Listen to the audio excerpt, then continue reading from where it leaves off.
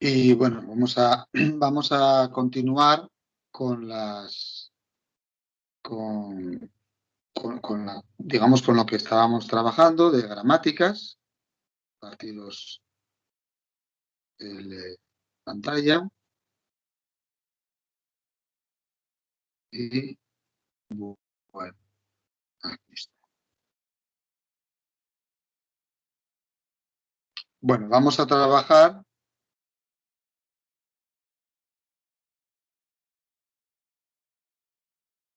Pues, sí.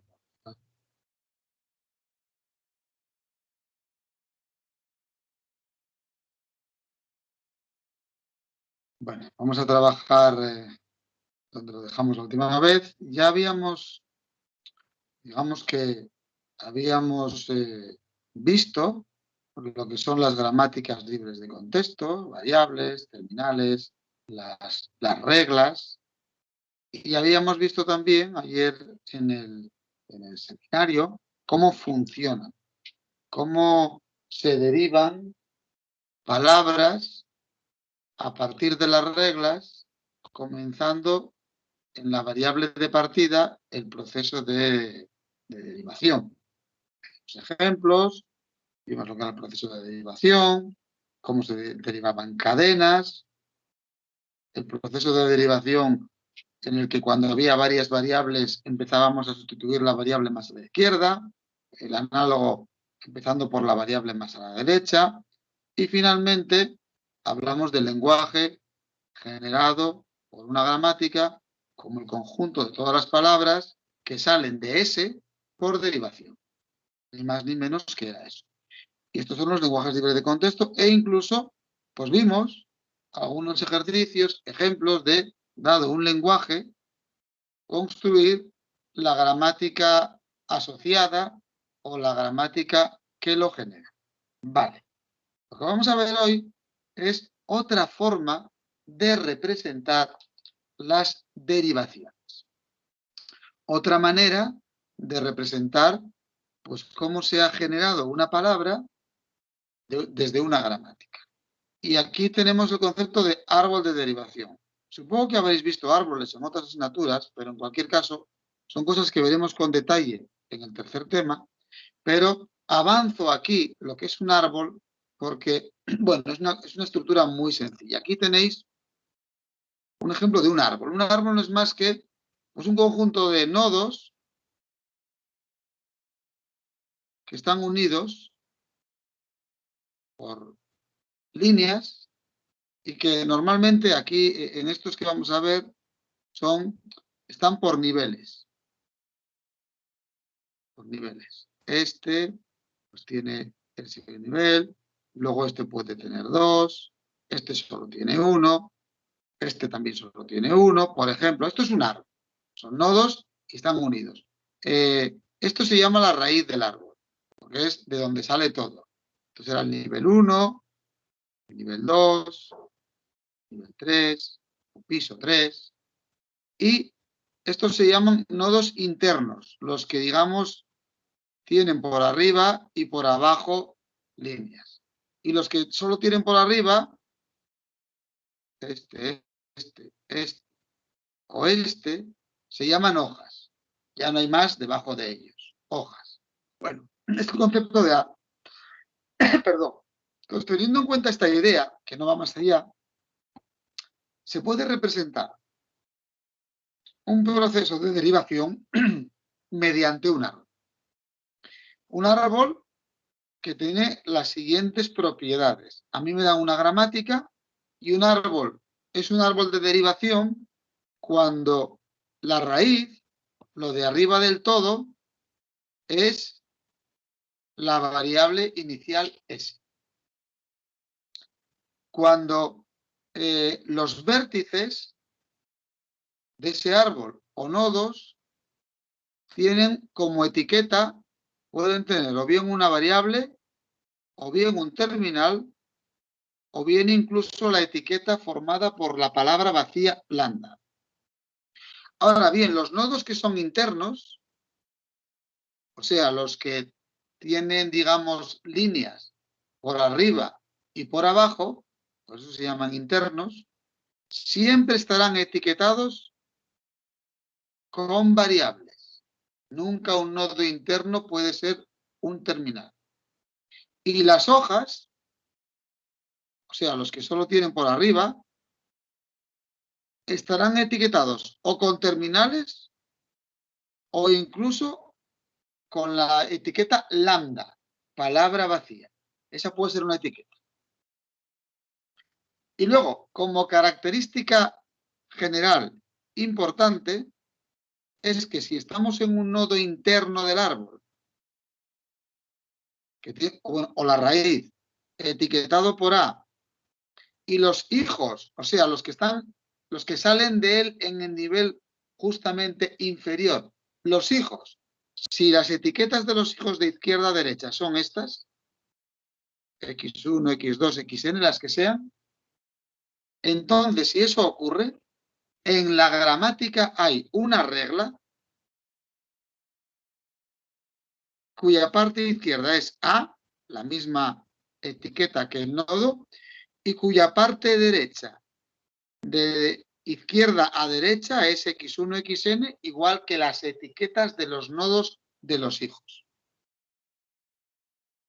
Y luego los nodos que tengan etiqueta lambda son hojas y además son hijos únicos. O sea, salen de manera única de un nodo por arriba. Estas son las características que tiene un árbol. Se van a ver mejor en el ejemplo que vais a ver a continuación.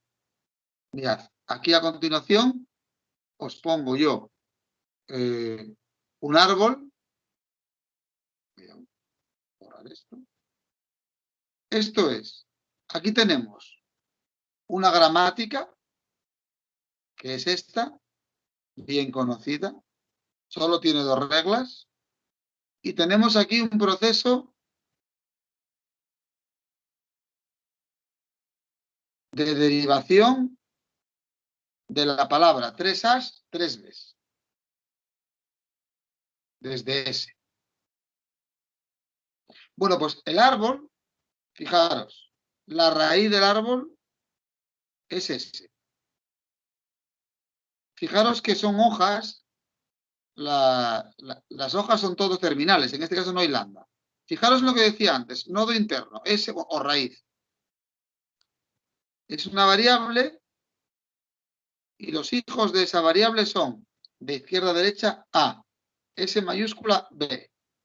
Pues hay una regla que produce S A, S mayúscula B, en efecto.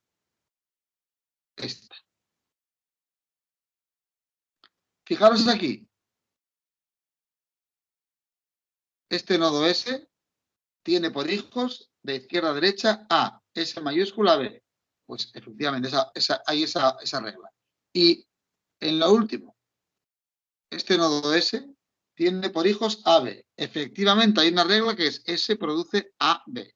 Representa cómo se ha obtenido la palabra usando las reglas. Veis que los nodos internos están etiquetados con variables y veis que si yo describo o nombro las hojas de este árbol de izquierda a derecha, obtengo A, B, B y B, que es justamente la palabra generada. O sea, los árboles de derivación, en definitiva, así definidos, con esas propiedades, representan derivaciones. Si os fijáis en este árbol, representa las reglas que he utilizado para llegar de S a la palabra formada por 3As y luego 3Bs. Lo que no especifica es el orden en el que las usé. Aquí, bueno, es único, porque no hay manera, pero el orden exactamente no lo especifica las reglas usadas. El orden no. ¿En qué orden usé las reglas? No. Y luego se llama producción del árbol a esa concatenación de las hojas de izquierda a derecha. ¿Alguna duda en esta definición? El resultado del árbol es la cadena obtenida al leer sus hojas de izquierda a derecha. Mirad, aquí vamos a hacer un ejemplo más. Aquí tenéis una gramática. Esta gramática pretende generar toda expresión aritmética que tenga sumas y productos. Pretende generar eso. Toda expresión aritmética que tenga sumas y productos. Mirad, no voy a poner la derivación de esta cadena. No lo voy a poner porque, bueno, ya hemos hecho derivaciones y podría decir que, bueno, aquí realmente está utilizando primero la regla esta, porque es una multiplicación. Después, de aquí utiliza la regla 1 y de arithx utiliza la regla 4 para poner el paréntesis.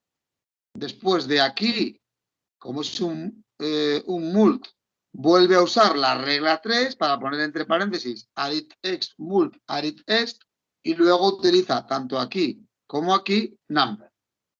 Y sería un resumen muy rápido de, al ver esta cadena, qué producciones o qué reglas he usado en el proceso de generación. Pero a mí me interesa el árbol. Voy a poner esto aquí a ver si me cabe aquí. Mirad, el árbol que representa esta cadena es el siguiente. Voy a ponerlo aquí. Es el siguiente. En primer lugar, la variable de partida. Voy a poner arith para que sea más cortito. Utilizo la regla, como es un mult, la regla 3. Entonces, los hijos son arith, aritmética, mult, y aquí arith. Otra vez. De este sale number, la regla 1. Number. El mult queda como está. Y de este otro arith, de este, sale, usa esta regla. O sea que sale. Abro paréntesis. Arith. Cierro paréntesis. Y ahora de este de abajo, de este arith, usa de nuevo la regla 3. Entonces sale arith,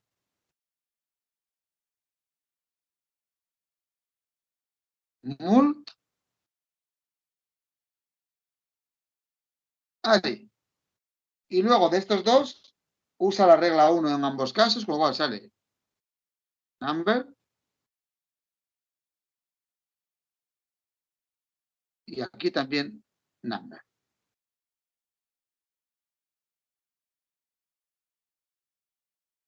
De manera que si nombramos de izquierda a derecha las hojas, queda number, mult, porque bueno, está en un nivel, voy de arriba abajo, entonces este mult está más a la izquierda porque está antes, digamos, es ancestro, es padre, mult,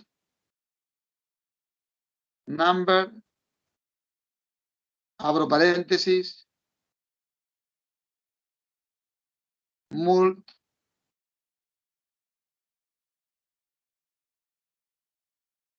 number,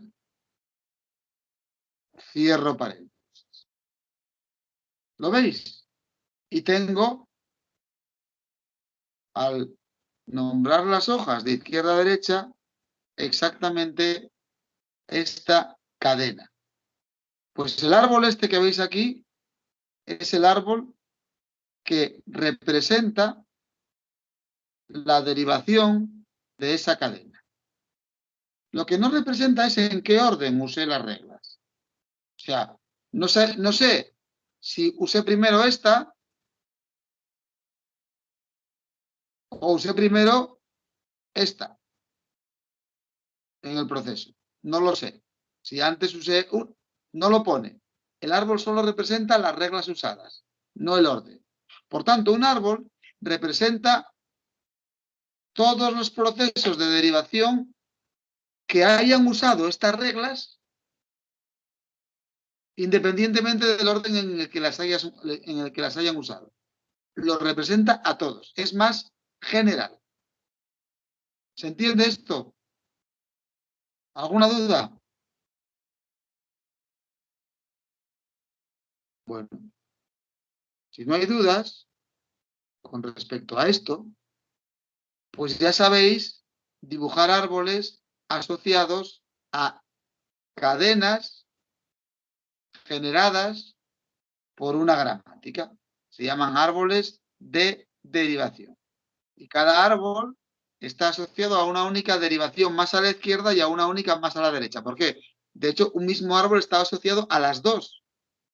Pero, sí, pero dado el orden de aplicación de las reglas, más a la derecha o más a la izquierda, el árbol, digamos, es único. ¿De acuerdo? Ahora bien, vamos a considerar esta cuestión para introducir el tema de la ambigüedad. Aquí tenemos una gramática, la de antes. Es una gramática que pretende generar todas las fórmulas o expresiones aritméticas con sumas y productos. Y aquí tenéis abajo dos árboles. Primera cuestión. Debería de ser evidente que estos dos árboles son diferentes. Son distintos. Ya lo veis. Pero, sin embargo, si nombramos sus hojas de izquierda a derecha, number, plus, number, mult y number, o number plus number, mult y number, si nombramos las hojas de izquierda a derecha, obtenemos la misma cadena. Como los árboles son distintos, quiere decir que esta cadena se ha obtenido de dos formas diferentes, pero diferentes de verdad. O sea, se han aplicado reglas diferentes para obtener la cadena. ¿Esto se ve? ¿Está claro? ¿Esto a qué obedece? A ver, esto obedece, obviamente, podríais haber intuido, en el que yo, al decir esta cadena, uno ya ve en el ambiente, en el ámbito y contexto informático, que yo no sé si esta suma hace referencia solo a este número o si la suma hace referencia a este producto de números. Yo no sé si esto es un número más el producto de otros dos o si es un número más otro número sumados y luego multiplicados por un tercero. No lo sé. Viendo la cadena, no lo sé. Ahora bien, viendo los árboles, sí que lo sabemos. Si observáis, el árbol de la izquierda se ve claramente que es un número más un producto de dos números. Y el de la derecha es una suma de dos números multiplicados por otro. Resulta que viendo los árboles, sé en qué caso estoy, pero viendo la cadena, no. ¿Se entiende esto? ¿Está claro?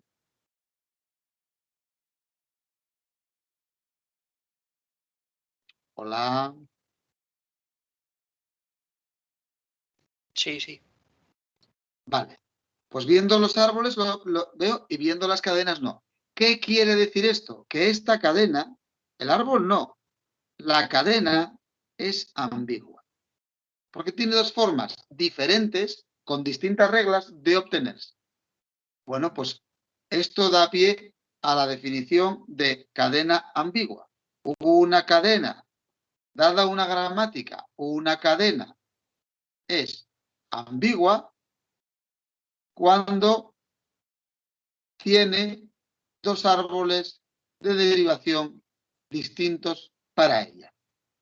Y una gramática libre de contexto es ambigua, como pone aquí, cuando hay una cadena que es ambigua. Cuando hay una cadena de terminales que es ambigua, o sea, para la cual hay al menos dos árboles de derivación. Eso es una gramática ambigua. Por ejemplo, la gramática de antes, que pretende construir todas las expresiones algebraicas con sumas y productos, es ambigua. Esta que está aquí, no sabemos a qué atenernos. Y tener una gramática ambigua es malo, porque si sale esto, en un sistema, el sistema no sabe si tiene que multiplicar dos números y luego sumarlo a otro, o tiene que sumar dos números y luego multiplicarlo a otro. No lo sabe. Por tanto, es ambigua. Y si la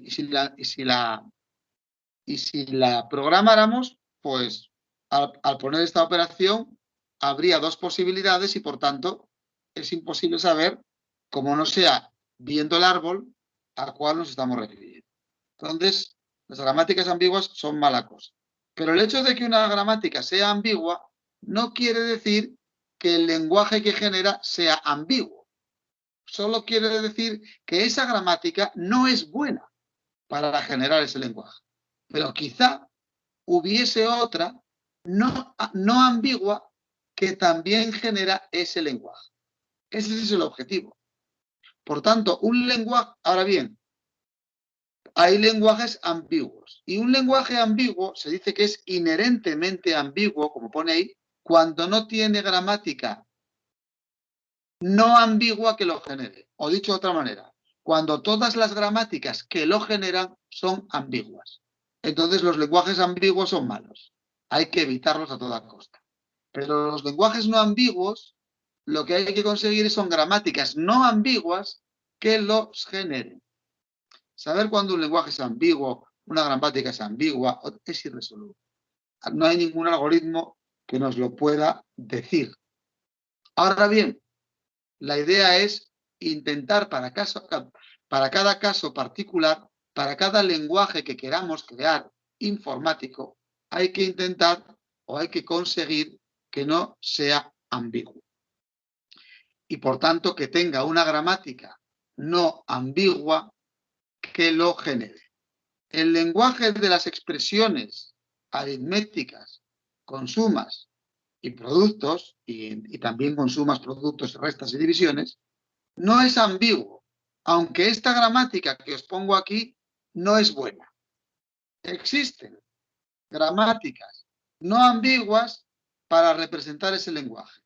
Aquí tenéis en esta diapositiva, tenéis unas ideas para generar una gramática no ambigua que genere todas las expresiones con sumas y productos.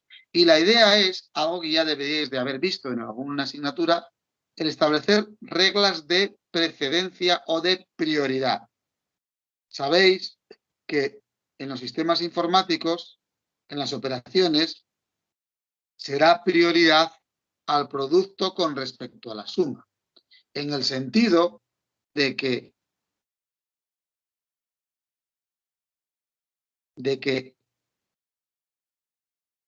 si un sistema se encuentra con esto, siempre interpretará, porque da prioridad a la multiplicación, siempre interpretará que tiene primero que multiplicar estos dos números y el resultado sumárselo a este, porque se da prioridad a la multiplicación. Esa es la clave para encontrar la gramática no ambigua. Establecer una prioridad y generar una gramática con esas prioridades. Es decir, la indicación que pone aquí, definimos una variable distinta para cada nivel de precedencia de operadores y una variable extra para las subexpresiones más pequeñas. O sea, yo no pongo expresión aritmética es expresión aritmética más expresión aritmética, sino pondré expresión aritmética más un factor. Y de ahí tiro el producto. Estoy dando prioridad al producto. Bueno, pensadlo un poco esta tarde, o si podéis, tenéis tiempo, y mañana lo primero que haré, si no recordádmelo, es poner una gramática no ambigua que genere las expresiones aritméticas de sumas y productos y compararla con esta que tenéis aquí, que sí que es ambigua. Ya veréis qué diferencia hay, qué estrategia usamos para eliminar la ambigüedad, que ya os avanzo que es básicamente establecer prioridades del producto con respecto a la suma. Y eso vendrá reflejado en la gramática no ambigua. ¿Queda claro todo esto de los árboles de derivaciones y de la ambigüedad? ¿Alguien tiene alguna duda que quiera plantear ahora?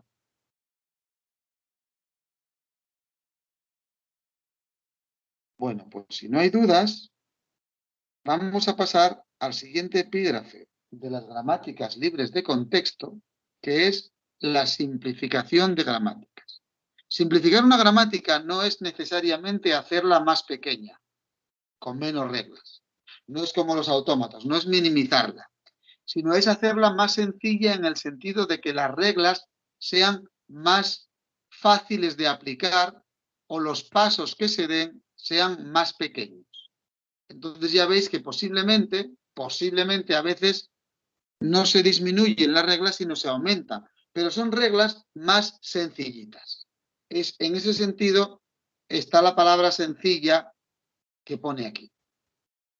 Limpiar gramáticas es quitar cosas también que no nos sirven, pero es más cosas. De hecho, simplificar o también se llama limpiar una gramática, limpiar viene por el primer paso, por lo de quitar símbolos inútiles y landaproducciones.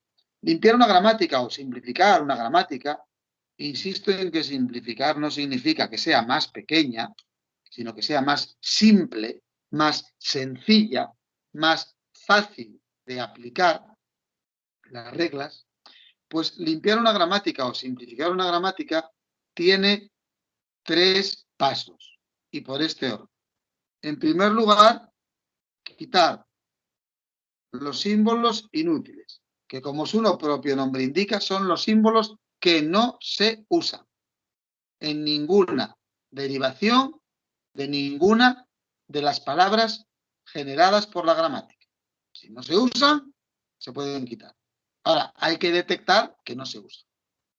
Segundo paso, eliminar landaproducciones. Una landaproducción, lo veremos otra vez en su momento, es una producción de esta manera. Variable se puede sustituir por lambda, que es como quitarla. Desaparece porque queda en palabra vacía. Entonces, estos pasos los elimino. Pero a cambio de eliminarlos, voy a tener que introducir otras reglas. De la misma forma que si recordáis en los autómatas con lambda movimientos, al quitar el lambda movimiento, esa flecha, añadíamos otras flechas. Pues aquí pasa algo parecido. Y finalmente, el tercer paso de la simplificación es eliminar producciones unidad, que son reglas de la forma variable se sustituye por variable. Son pasos inocuos, son pasos que no avanzamos nada hacia la respuesta final, porque es un cambio de nombre de una variable. Entonces, vamos a intentar quitar estos pasos a cambio de poner otras reglas. Esta es la idea de simplificar una gramática. Y cuando la gramática esté simplificada, pondremos sus reglas en lo que se llama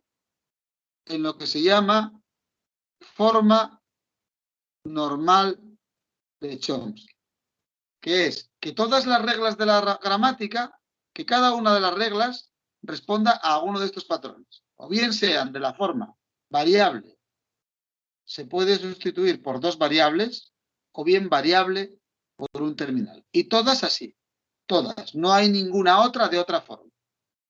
Esto hace que a lo mejor haya más reglas, pero la aplicación de las mismas es más inmediata, es más sencilla, cada paso es más sencillo. Bueno, pues vamos a empezar con el primero, que es quitar en una gramática aquellos símbolos que no se usan.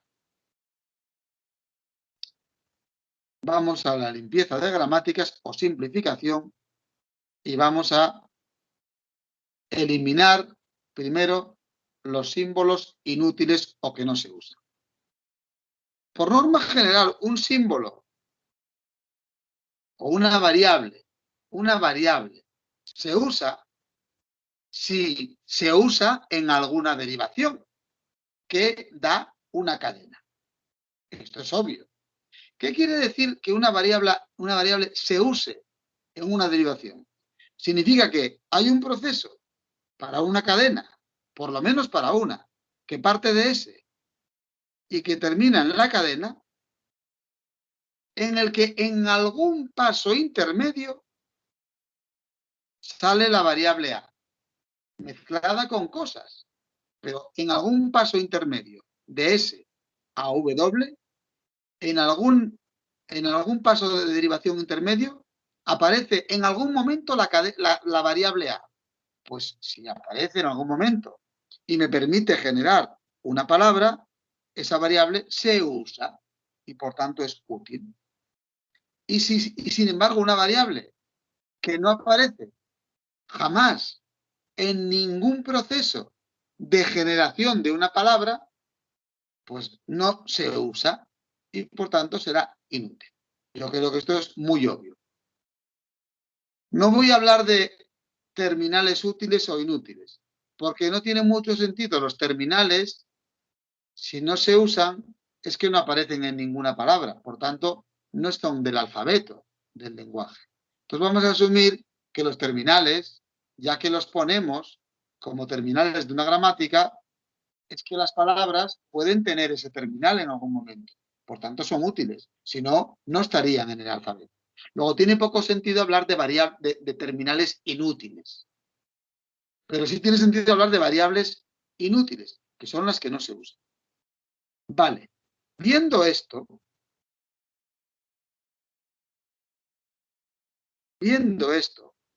¿qué quiere decir? Voy a tirar un poco más. ¿Qué propiedades ha de verificar una variable que se usa?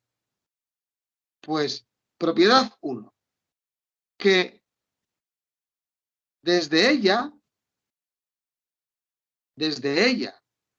tirando por derivación, llegamos a un trozo de omega. Porque si aquí aparece A y aquí aparecen solo terminales, es que A en algún momento se ha convertido por derivación en un trocito de omega, aunque sea la palabra vacía, que está dentro de omega.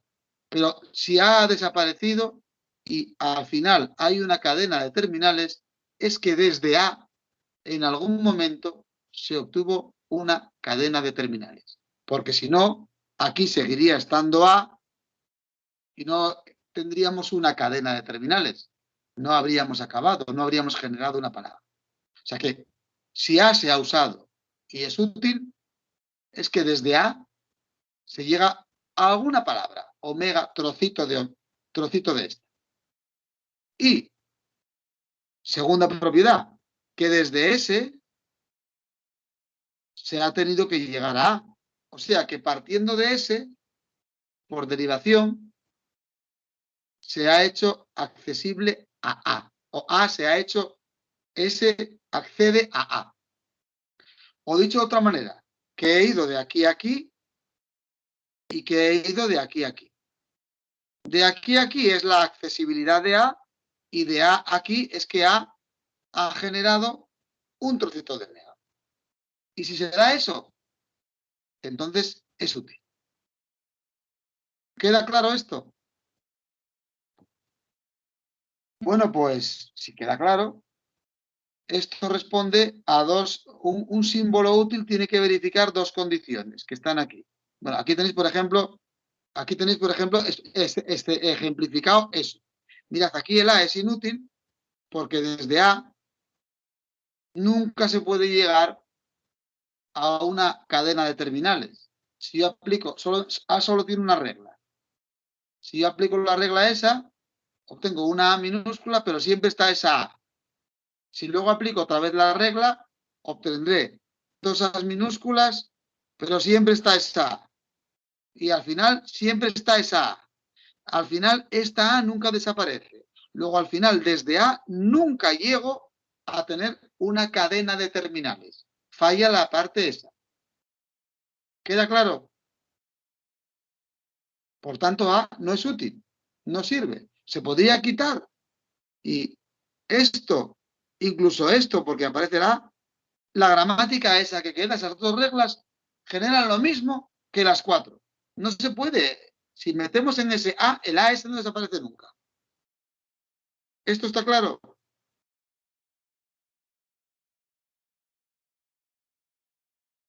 Bueno, vamos a suponer que sí. Y la otra cosa se viene representada en este ejemplo. Aquí veis cómo B, la variable B, nunca se llega a ella. Si yo empiezo una derivación en S, pues tengo que, primer paso tiene que ser ir a A. No hay más. Y luego, si estoy en A, o bien la A por A minúscula, A mayúscula, o bien la A por lambda. Pero ya nada. Y luego esto lo puedo hacer las veces que quiera, pero ya es que el B no aparece. Al B no se llega desde S. Por tanto, esto se podría quitar también, porque es inútil. Aquí tenéis ejemplificado los dos casos que dije yo que se verificaban, uno de los dos, al menos, cuando una variable no era útil. Bueno, pues esto se denomina de la siguiente manera. Una variable A mayúscula es viva o no muerta, si a partir de ella y por derivación se puede generar una palabra. En caso contrario, se dice que es muerta. Y una variable o un terminal, así que aquí sí que son variables terminales, es accesible si desde S y por derivación en algún momento se llega a aparecer esa variable o ese terminal. Entonces hemos dado nombre a los dos casos de inutilidad, que es que no sea viva o que no sea accesible. Son los dos casos de inutilidad. Y entonces lo que vamos a intentar es dar uso a este teorema que dice que toda gramática tiene que no represente al lenguaje vacío, o sea, toda gramática que genere algo, tiene otra gramática equivalente, pero en el que no hay símbolos inútiles, en el que todas las variables y todos los terminales que aparecen son útiles. ¿Y cómo se construye esa gramática sin símbolos inútiles a partir de otra que los tiene? Pues dos pasos. El primer paso, el primer algoritmo, es eliminar los símbolos no vivos o muertos en una gramática. Y aquí tenéis el algoritmo. Es muy sencillo. En primer lugar, viendo las reglas, en la primera iteración, una variable A será viva si hay una regla directa en un paso de la forma A implica cadena de terminales. Entonces esas las metemos. Son vivas en primera iteración. Cuando ya hemos metido esas, en segunda iteración, una variable A será viva si hay una regla cuya parte derecha ya no necesariamente son solo terminales, sino que como estamos en la segunda iteración, en W puede aparecer terminales mezclados con variables ya vivas en iteraciones anteriores. Es decir, el ser vivo permite que esa variable pueda aparecer en partes derechas de otras, porque sé que por derivación siempre llego a cadena de terminal. Bueno, pues aplicamos este método, este algoritmo, lo vamos aplicando, hasta que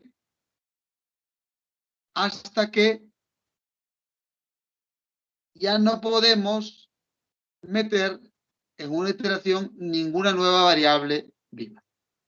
Y las que no han sido marcadas como vivas es que no lo son, por tanto, hay que quitarlas de la gramática. Vamos a ver un ejemplo. Aquí tenéis una gramática más o menos grande y voy a aplicar el algoritmo para encontrar las variables vivas. Entonces, voy a llamar V1 a las vivas en primera iteración.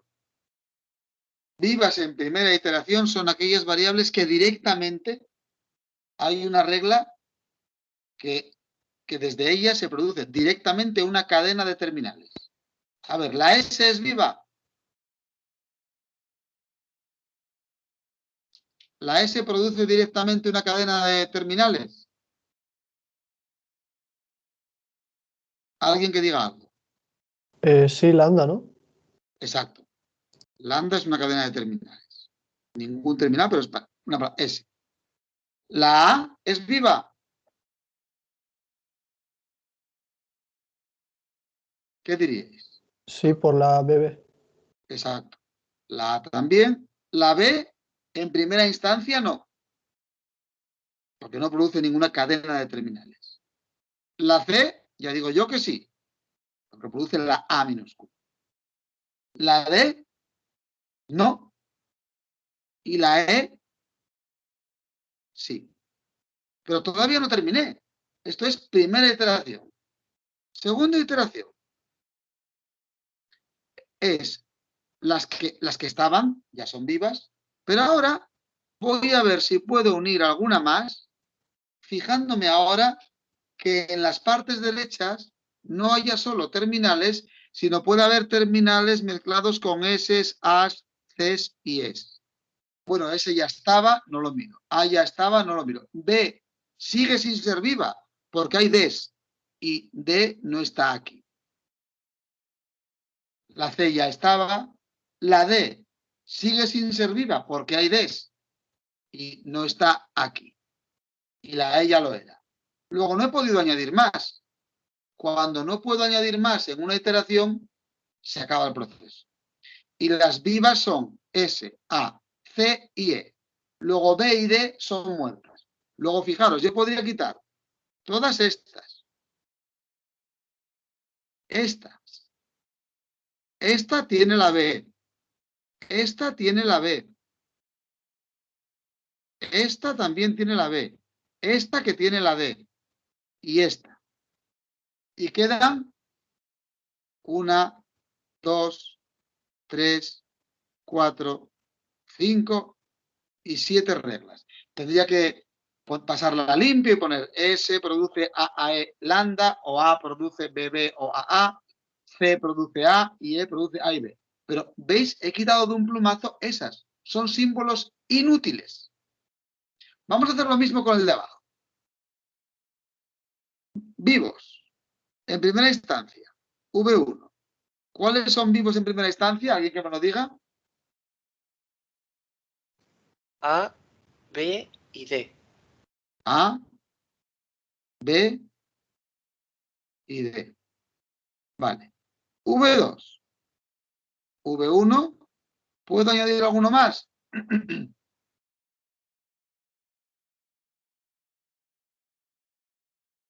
Ahora puedo añadir ese, ¿no? Porque ese Sí. produce A, que es vivo. Ese lo puedo añadir. El A ya está, el B ya está, el C no, ninguno más. V2, V3, es el V2, los de antes, unión, y ahora sí que no puedo añadir ninguno más, porque añadiendo el S, SABD, el S lo tenía, el A también, el C no puedo, pues sigue siendo muerto, tiene la C. Luego, los vivos son A, B, D y S. A, B, D y S. El C no, pues puedo quitar esto y quitar esto. Y reduzco. Esa es la idea. Buscar los vivos y los que no están ahí, quito. Si apareciese aquí un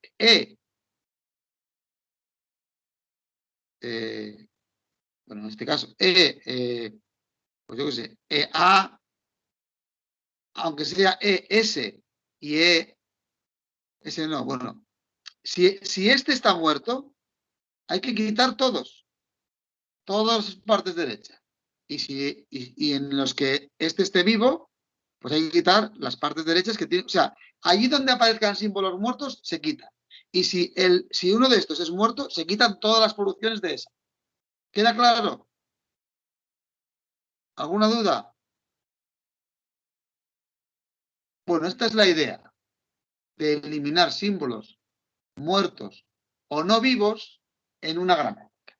Mañana buscaremos, bueno, el algoritmo para variables, el algoritmo es el que acabo de decir, encontrar las variables muertas y el nuevo conjunto de variables contendrá solo las vivas y eliminar de P todas las producciones que contengan alguna variable muerta, lo que os acabo de decir. Entonces mañana buscaremos el algoritmo para eliminar los símbolos no accesibles. También es muy fácil. Y haremos un ejemplo. Y continuaremos con la limpieza de gramáticas. ¿Alguna duda al respecto? ¿Alguna duda? Pues si no hay dudas, muchas gracias por vuestra atención y que tengáis un buen día. Un saludo. Adiós. Hasta luego. Hasta luego. Chao. Hasta luego. Gracias. Chaito.